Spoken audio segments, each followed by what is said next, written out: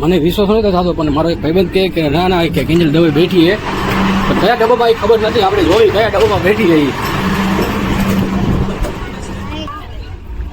કયા ડબ્બામાં છે એ જોઈએ આપણે.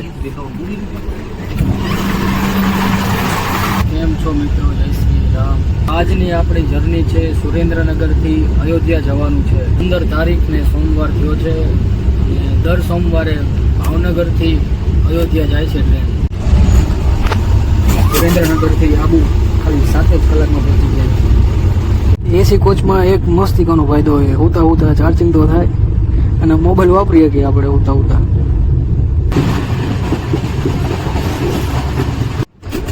રાજસ્થાનને એક્ઝિટ કરીને યુપી ઉત્તર પ્રદેશમાં પહોંચી ગયા છીએ અને આ યમુના નદી છે, એવડી મોટી છે. હા, યમુના નદીની બાજુમાં જ આગ્રાનો તાજમહેલ છે.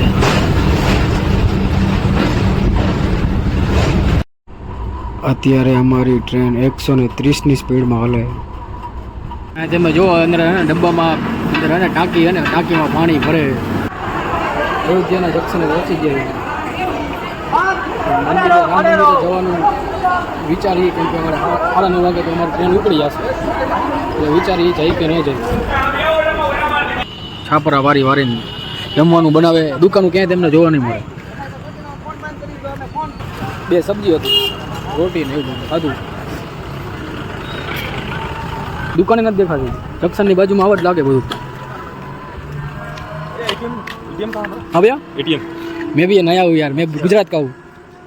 आप कहाँ के हो? मैं गुजरात का ही. गुजरात ना हो તમે? વાહ, સુરેન્દ્રનગર.